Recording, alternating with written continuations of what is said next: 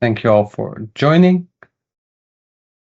But today, unfortunately, my good friend Alex is sick, so it's just me and our guest for today. As usual, let's get started. A small agenda. First of all, welcome, of course, and then we'll discuss about what's new in KQL or any updates. Then I'll introduce our guest. We have a small bit on learning KQL, then a small query which I made this month. Let's continue with that. So basically in the news, this month there are 4 new tables which went GA since the last session. So basically there's new identity account info, there's Entra ID signing events, SPN events, and the Graph API audit events. These were already available for a while, but now they went out of beta and generally available. I also found a new Office 365 Defender-related table, which is the file malicious content info. So you get a little more information if there were certain malicious files seen. So you can also correlate that with device file events to get a better view of your environment. So then another thing which I found was basically a new GitHub basically challenge. So there's Gavin from Bridewell. He made a challenge to do 100 days of KQL in 2026. I believe there's a challenge coin for whoever makes the best queries. You should read up on it. It's quite nice. There are already some repositories going on there. A lot of nice queries, and it's good to see more KQL content on the GitHub. So if you want, you can contribute, clone its repository, or just lurk for the new cool queries. There's a lot of good content going on there. And then another cool thing while I was preparing for the show. So there's Emmanuel Palm, who made a Visual Studio Code extension for the Azure Resource Graph. So now you can query the Azure Resource Graph from your VS Code. So it's a nice, cool feature that shows where you can, all the good places where you can use KQL, and even now within VS Code. As you can imagine, you can query basic things, but you can also go for IP addresses, which you have in Azure. In this case, the machines, how many Windows, how many Linux machines. You could also query what kind of Defender for Cloud plans you have. So a lot of good stuff happening in there. As you can see, the extension didn't have a lot of downloads yet, but I found it and it's nice. So I recommend it. It's a bit short one, but let me introduce our guest. I've spoken a while ago with Christos, and he is going to present some good things today about the KQL things he's working on. So let me unshare and welcome Christos. Thank you, Gianni, for having me here. Nice to meet you. So my name is Christos Lazaridis. I have more than 10 years of experience in general log analysis as a defender. And I really love KQL. And that's why I'm really happy being here with you to share with you what I have created with KQL. I will try to share my screen a bit, and I want verification if you can see it. Yes, we have my screen. Picture. Okay, great. So basically, what I'm going to display to you is something that I worked on during most of my free time. It tries to solve a problem that exists right now. Actually, I have heard this problem from a lot of analysts that I worked with, that if an incident is not triggered in Defender for Endpoint, let me go with this, it's better to display it first. With Defender for Endpoint, if we don't have an incident trigger, basically, in order to view, let's say, the data from it, it's only through just running some KQL queries and just see the raw events there. So what I created here is a workbook that tries to help in the investigation process. So basically, it can help in you grab the process that are triggered from Defender for Endpoint, and then you can you can correlate them, create the process tree automatically. There is an intro here also that I have created. You can filter with specific strings inside it. You can see the parent-child relationship and process activity. For example, you will see it also live in display that will display to you. Currently, I have it in a private GitHub repo, but I will make it public. I'm still fixing some issues that I have. Soon I will make it public.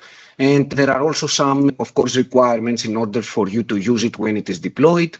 For example, for the Defender for Endpoint, you need a P2 license. For Defender for Endpoint, in order to have telemetry, you need to have the active machines to send the telemetry to Defender, and also to have XDR connector that connects the Sentinel, the log analytics workspace, basically, with Defender to get the data from Defender. So let's start. Okay, I think I will close this. For the Defender for Endpoint, I also have created a similar one for Sysmon. I'm a huge fan of Sysmon, and I like this one. I like it even more, and I will display to you in a bit why. So basically, here, as you can see, there is a search bar. So basically, you can search for specific strings. The most easy one, it's the free search bar. You can search for command line arguments. You can search for IP addresses. And also, this search bar, basically those fields, will affect the processes, actually will affect the results on the list of processes that were executing during this period of time. Also, we have the subscription. For example, if you have multiple subscriptions, you need to choose the subscription where you have Sentinel, enable log analytics with the Defender data in it, Defender for Endpoint, and you also need to check here the workspace that you want. So basically, I have this filter and time range, of course, for the data. For the search, for example, here I have, let me search for who am I. It will, by clicking it, it will just run. As you can see, something run in the background. And you see now that I have the process file name, only whoami.exe has somewhere inside all of its columns the whoami. And also we have in this specific server that it was this whoami. So basically the filtering at the top affects the two lists here in the process and machine filtering. Okay. I will display later the KQL queries behind it. I just want to go very fast on how this is, basically what is the investigation process. For example, if I write here print spoofer, I think I have something like this. Yes, as you can see, I have a netcat nc.exe command with a print spoofer somewhere in its parameter, and also I have this print spoofer.exe, which is the file that was executed. And again, whatever I choose here, let me remove the filtering. Whatever I choose here, for example, I choose this, it affects the results on the device name. So in order to start the investigation, you need to first choose your device. All the other things before that, it's to assist you on starting somewhere, not go blindlessly. You can, of course, not to choose anything. For example, here can be everything empty, and I can just go directly in this server and see all the sessions from Defender for Endpoint telemetry that basically where I have processes for those sessions. I think we can go and see some KQL here. For example, let's see this one. So basically, as you can see here, for the process file name, it's where I chose all the files. Here, as you can see, it searches on all data tables, and it grabs the initiating process unique ID for the free search, where asterisk wildcard has this free search parameter, this free search string. And I grab the initiating process UID. If I don't have anything here, basically it won't find, actually the filter doesn't work, so it gets all the processes. Okay, the same goes with I make also those extra tabs for the filters. For example, we have the IP address, we have the file name, we have the dynamic load library files. As you can see, all those filters are working on different data tables, and we have or is empty with the thing that we want to filter, because if I have it empty, I don't want to affect the results of my KQL query. Okay, so basically here, if I want to find all the process or the device file events where the request source IP is the IP that I have in this filter. If this is empty, it will just ignore this because we have this or is empty. This will be true, everything will work. But from everything, I grab this initiating process unique ID. So the initiating process unique ID, it's the unique identifier on this computer that displays a specific process. And I use all those unique IDs that I grab from all those let, and I use them here. For example, and I say, device process event where process unique ID in network process, or process unique ID in file process, or is empty IP address, because the IP address exists in those two from the let command. As you can see, I have here for IP address, file process, and I have here also in the network processes IP address. That's why I want also to have it, if it is empty, it's like saying just ignore it. Ignore the IP address as a parameter. The is empty, it does this. It doesn't affect, if it is empty, my results. The same goes with network process, with, okay, for the domain name, for the file name, etc., etc., etc. For the process command line, because it exists in the same table, device process events, it is here. So if I have the process command line, some variable, and again, I have the free sets here. I have it also, I think this can change because I need it from device process events, the free sets. No, the device process events, it is where star has device, the free sets, it is searched also in device process events table, but it also is searched in all other tables. As you can see here, the other tables for the free sets, we don't have here device process event, because the device process event, the unique process in the device process event is unique process unique ID. Basically, it has another column for the unique ID, while in the other tables, it is initiating process unique ID. That's why I made this separation. So basically, this is, let's say, the first part of the filtering, and this is how actually, if you go on the device, something similar works here. It's very similar. The only thing as addition is that uses as an extra row, the only thing as an addition is that it uses an extra row, the output of this. So basically, if I filter here with a process file, it will be used also as an extra filter for the device name. And the same goes also with the, if I go here in the edit, for the sessions. But now I have two extra filters. So basically here, I also filter with the, not here in the process tree actually. Basically, here I have them all. So basically, if I click something, this one, I have this and the device. This is an extra one filter because I chose the device beforehand. Can you see that? So basically, we have the process file name. So basically, all whatever it is before the, let me click add done editing, whatever it is before this is used as a filter. Whatever I choose before the device name, it is used as a filter. And all this is used at the end of the day. Let's go with a good process tree, for example,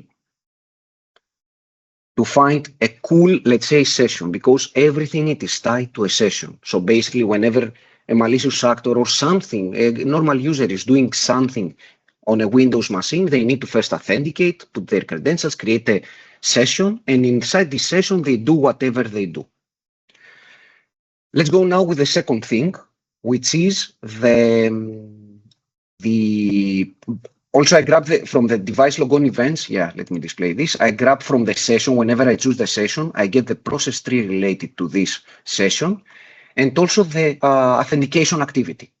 So if I check here the KQL query, you will see that we have device logon events, we have the session ID and the device name. I grab some information and I displayed it here that this session originated from this user, which is actually the IIS service account, initiated, of course, from IIS SVC, which is a service authentication. And we see also when this service was started, so the authentication happened. So basically, the process here is that a web cell, let's say, investigation, and you will see much better information in Sysmon, because in the Sysmon workbook, the telemetry that I get, it's actually handled by me. I can configure it. By Defender for Endpoint, it's what it gives me. I cannot, let's say, change the telemetry that it comes from Defender for Endpoint. So from Sysmon, the telemetry can be very verbose. So we can see much more powerful process trees. But here also we see very good process trees. As you can see, for example, we have this W3WP process, which is the IIS server process, which spawns, for example, cmd.exe hostname. I run through a web shell. As I said, this is a web shell investigation. I run hostname commands. And as you can see here, it's the process tree displayed very nicely. The same goes with here with the copy commands, with the dir, with net use, as you can see. So basically, it correlates automatically, and I will display to you. Actually, this is the most important part of the workbook, because it helps you automatically create the process tree in order to be able to see what process spawned what, from where the malicious activity, if you are investigating malicious activity, came from. Let me press and edit here so you can see how this worked.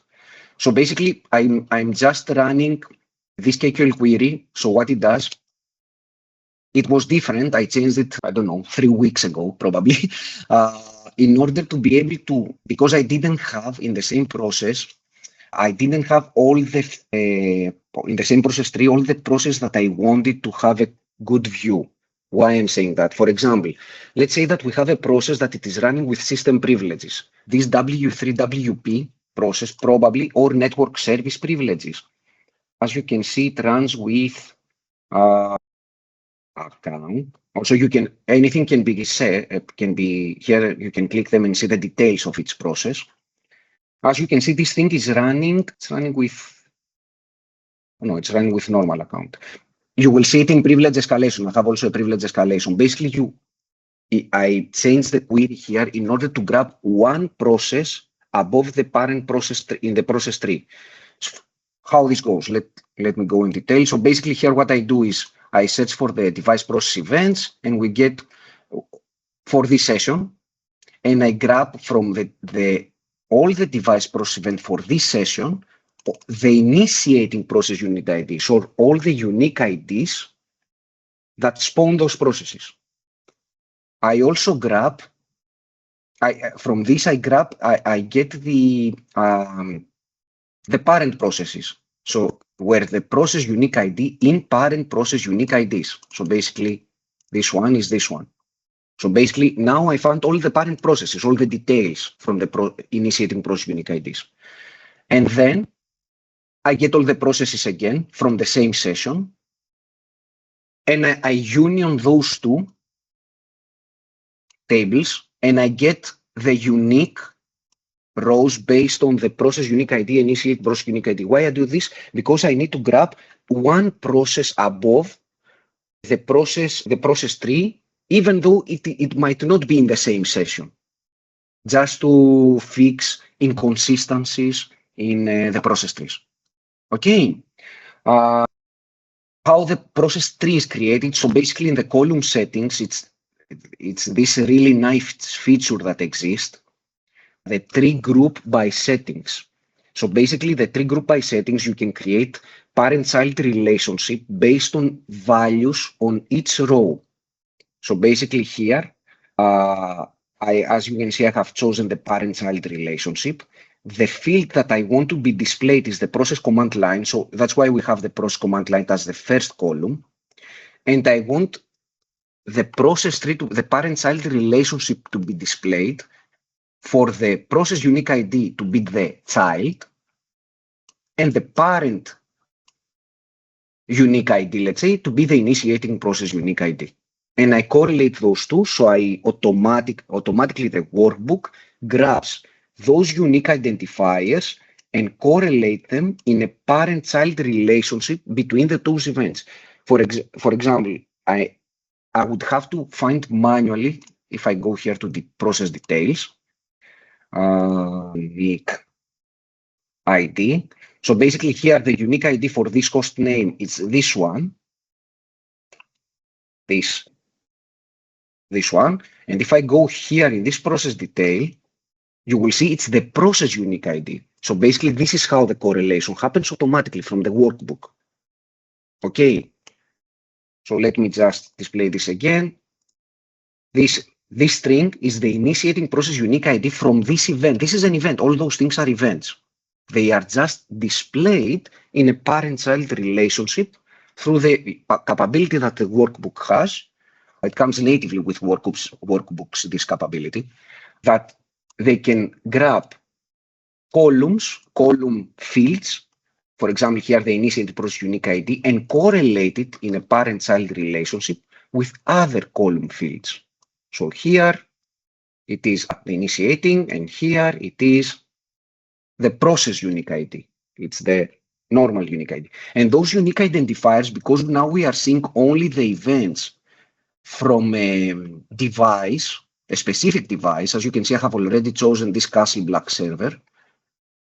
It's only unique. This ID, it's always unique. It doesn't make a mess of getting data from. This is a unique identifier of the specific process that ran on on the 4th of this month, and the unique identifier on this specific machine. So that's why the process tree doesn't break or put other data in it or make a mess. Okay. What else it has? Whenever you click something, automatically it will run queries based on these things. For example, here I make this netcat. I will click this netcat. So basically it's a classic reverse shell with netcat, this one, that I ran it from this temp directory. As you can see, when I clicked it, automatically this passes the unique ID of the process into the device network events, device file events, the device registry events, the device load library events, I think it's the name, and the device events. Okay, so it passes automatically on the other tables in order to search any other activity associated with this specific process. For example, here I know that this netcat command has the connection to the reverse IP 10.0.85.2 in port 338, and you can see it also here directly. I probably should have done some browsing activity on those servers, so you could see also some edge or spawning a lot of processes and have network activity, but it's okay. You understand how this works. Let me display another process probably that will have, let me click here, done editing. I go with net authority system, I think it's the other one, and here it's the, so I perform a memory dump. So basically, as you can see here, I downloaded I used proc dump to extract the LSAS memory, the memory of the LSAS process. So 624, it's you will see it also. So this one, we know that it triggers some device events, that it is read process memory API call. So basically it read the process of where the target process is LSAS. So basically here, if I click here LSAS, you will see it as the file name, it's the target. And also it performs some process, some API calls to open this process in order to be able to read it. That's why we have those device events. I want to display, and all those are device events. So basically, if I click edit to display how it works, the device events, it's here. just the variable device name and the initiated process unique ID from the process unique ID, which is extracted when I clicked this process, the procdam64.exe. So also you can see that I call it directly from live internals after I mount it. Yeah, I did some things, so we have some nice telemetry in here. And also here, the important thing is that I didn't display to you yet, is that whenever all those things, how all those variables are extracted. So basically here in the advanced settings of the workbooks, you can, whenever you click something, you can tell it to extract some variables. As you can see here, I grabbed the process unique ID column and extract it in a process unique ID. The name here could be anything. I just chose to name it like this. So I named it process unique ID. Give me a moment. Can you still hear me? Okay. Yeah. So the variables are extracted through these advanced settings. Everything works like this. So that's why whenever I click something, everything is loading, because everything loads variables at the end by clicking, putting new strings, etc., etc. Let me try to speed run it a bit here. So basically here also I have these other two tables because the other device activity related to session ID. So basically here the activity, the device events, the load library events, the registry events, the file activity events, and the network activity events all can be extracted. If I click edit here, for example, because we have this process unique, initiating process unique ID in their events. Unfortunately, yet Defender for Endpoint doesn't have the initiating process unique ID column on all its events. That's why I don't want to lose those extra events. I just say, okay, just for this session, grab all the other device activity. Okay, here we don't have nothing. All the other, for this session, all the other device activity that doesn't have this column, initiating process unique ID. And the same thing goes with that. Just grab everything else that doesn't have the initiating process unique ID, either logon ID. Because unfortunately, we have all the device activity that doesn't have those two columns, which are used as filters from the above. This is the reason why we see, for example, USB drive mounted, just to have, or antivirus detection action, or some alerts triggered. Just to have some other context around the device activity in general. It might not be tied to the specific session, logon session that we chose here. Okay? And basically, this is the high-level idea of the Defender for Endpoint process investigation. Sysmon is very similar. I will speed run it a bit, unless you have any questions until now, or you want me to repeat something. I think for now it's all clear. I really like it. Thank you, Jan. Let me go. Okay, let me go with this one. I will speed run it. I talked a lot already. So basically, as I said, we have here, I have the GitHub, which is private. I will make it public in a few days. And about the Sysmon, the important thing is this. I have already a Sysmon configuration file. So basically, you need to install Sysmon in order to be able to use it. You need to install Sysmon on your endpoints. In order, I used Olaf's the Sysmon module. That's a really nice project. And I just changed it a bit because I wanted to make it as verbose as possible, but not break my log analytics workspace, run my queries for 20 hours. I made the custom one. The custom one, you can find it here. So basically, it's in the same GitHub repo. It's this Sysmon configuration file. You can use this, for example, if you want to play with Sysmon. You need, of course, to have installed Azure Arc. If you are not playing with Azure VMs, you need to install Arc in order to be able to install the monitoring extension and the data collection rule to get the Sysmon events to Sentinel with the XPath. This is the XPath to get them. And also, because I use also Windows security events, you need to enable the connector to get the Windows security events via the AMA. Okay. And the parser that I'm using in order for the workbook to work, it's also this one.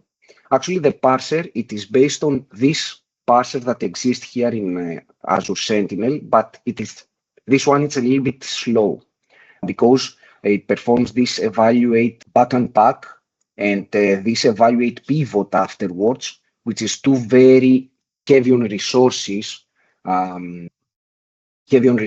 functions, KQL functions. So basically the change that I perform, and you can see it here in the parser, is that first of all, I put filters at the first. So basically as parameters, in order to use it, you need to put the computer name, which is used as a filter at the start, and you can use the duration of the investigation. For example, the start date of the events and the end date. So I put it very early on the KQL query, so you don't have to pass through all this parser and then have those two filters, which is very important. Reduce the number of data, and the evaluate back and pack and the evaluate pivot happens afterwards. So basically, first we have the filtering, and then we have the let's say the evaluate commands, which is heavy on resources. They are done in reduced reduced number of data. Also, I have created here for the evaluate thing for the pivot. Yes, for the pivot, I have also put it to specifically what is the schema, the new schema of the new table to be created, because this one parser unfortunately doesn't have the schema, I think. Yeah, it ends here, as you can see. While the parser here, it has this one, which is all the schema basically. So I tell it specifically what the schema is. This gave another, let's say, boost on how fast this query was. Okay, those things will be on the GitHub also. And let's see the Sysmon very fast. The KQL queries are similar. I'm going to click edit here. For example, I will just go really fast for the process file events. Okay, we have other columns, but for example, the process, the unique ID, this unique identifier of a process, it's called process GID. Or for the, give me a moment, column settings. Nope, let me run it. Let me get some data first. For example, the who am I that we found previously, the Cassie Black server. You will see it takes a little bit more time for the Sysmon to load. It's a little bit heavier on resources, but the results are much better on visualization. So basically, I choose the Cassie Black server. It will load. Again, we have the two sessions that we had previously with those identifiers that come from Sysmon for the session. You see also the logon event. I also so the Sysmon doesn't have a logon event. So that's why I grabbed this unique identifier in order to get the security events that has basically to display to me how the session started. Let's go with this default app pool, for example. It will load, and here we have the logon event. It is a privileged logon event. It has those admin privileges, C impersonate, C audit privilege, 4624, a service logon type as we saw previously. It doesn't display the process command line for the SVC host, but it's okay. And as you can see, here again, we have the process tree, much cleaner though. Here we have also this process, which was not displayed from Defender for Endpoint. It's the same process tree as previously, but have some extra events because I choose the telemetry that Sysmon produces. It's more heavier, a little bit more heavier on resources, but somewhere you gain, somewhere you lose. As you can see here, again, I click, some things are loaded. Let me see if this loads something. Nope. Let's go with the LSAS that we saw previously, the proc dump. Automatically performs filtering. As you can see, it's loading. Automatically performs filtering in the sessions, in the server. in everything. I click it. Let me find the proc dump server process. So here it's again the same thing that we saw previously, the netcant command that I performed. Here the network connection detected, which is the event ID 3 from Sysmon. Source IP, source port. If you want details, you can just click it and see all the information. Again, from temp that it was executed. The same things that we found previously in Defender for Endpoint. The cool thing also, for example, here it's the process dump. So if I go here to the process access activity, we know that this process proc dump will access the LSAS process. So we will see here process access where the target image is LSAS. We can see also here target use entity authority system. Where is the level? The granted access, which means full access to the target process. Let's see, we have additional activities. Do we have something like this?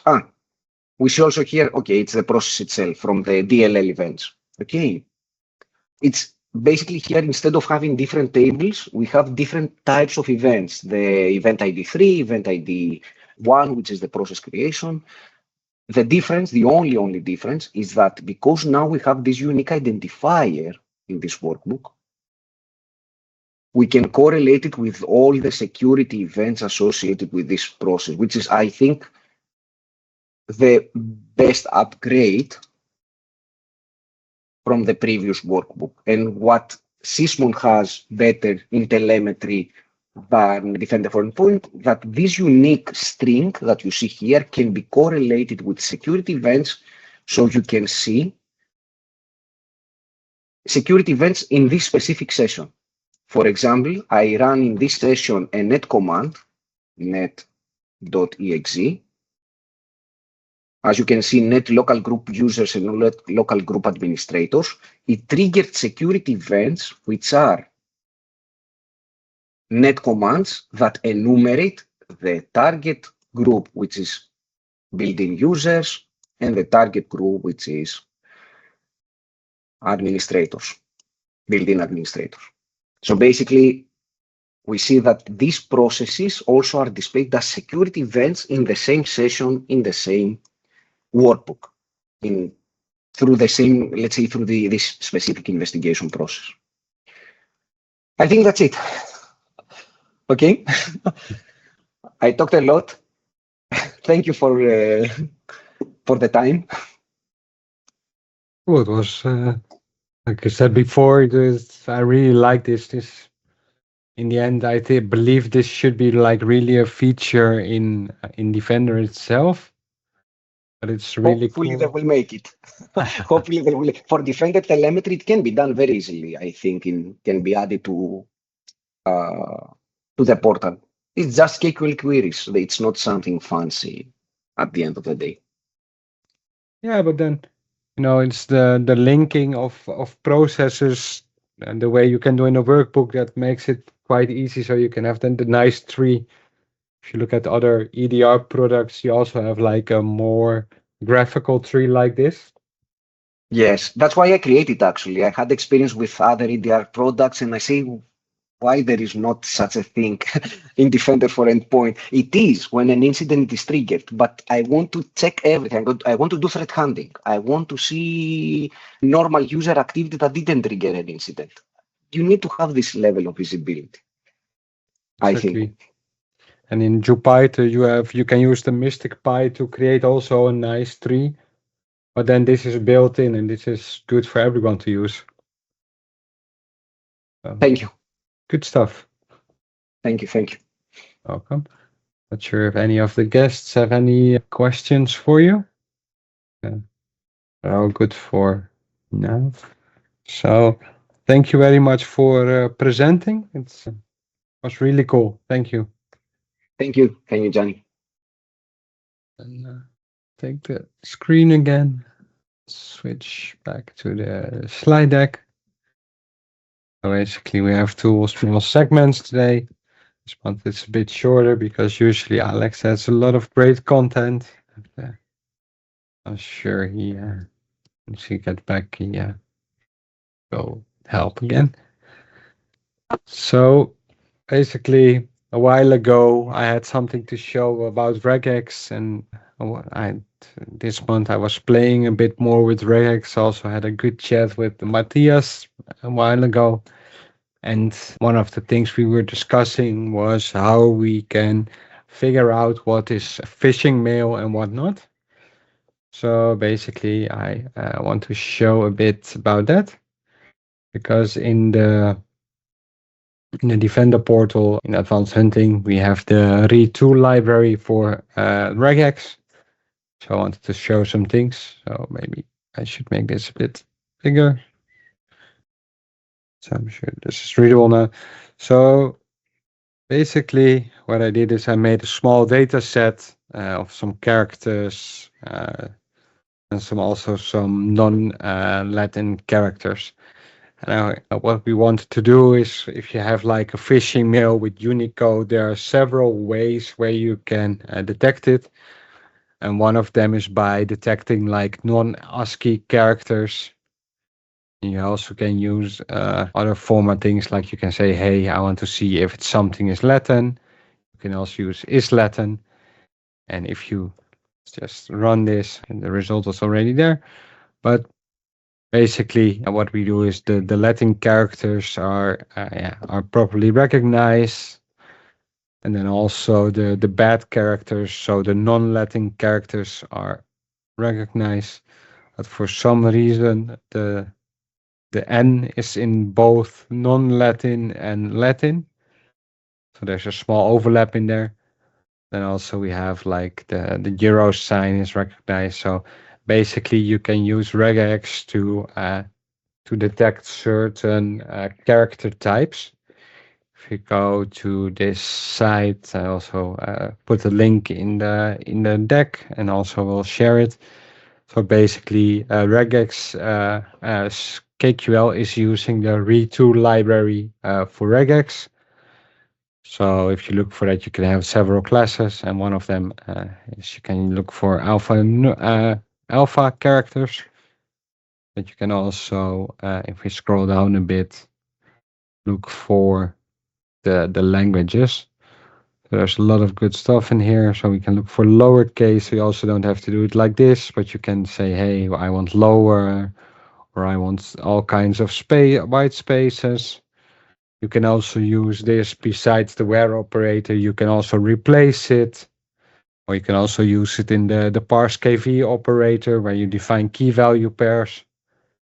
There's a lot of cool things, but if we scroll down a bit more here, we have the Unicode character name scripts. So for instance, if we want to see Cyrillics, or if we want to see other languages, Chinese characters, you can look for it. And there's the Latin.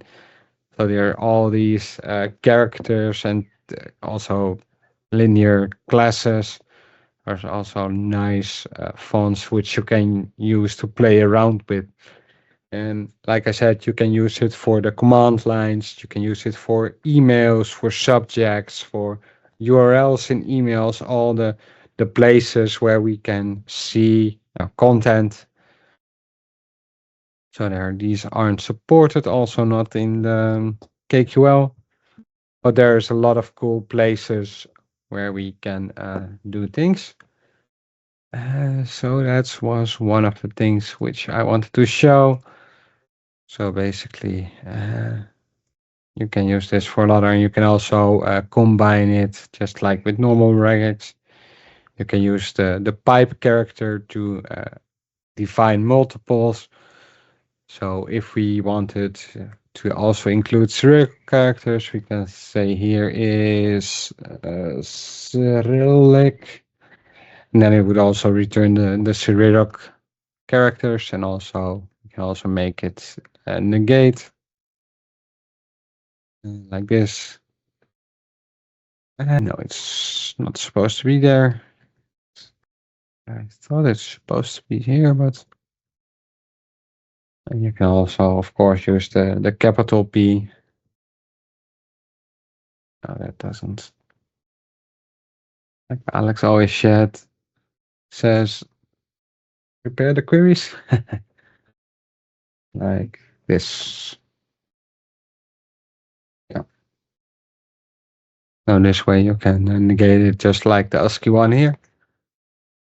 So it's a nice way to find characters and fonts without have to specify all the separate Unicode characters.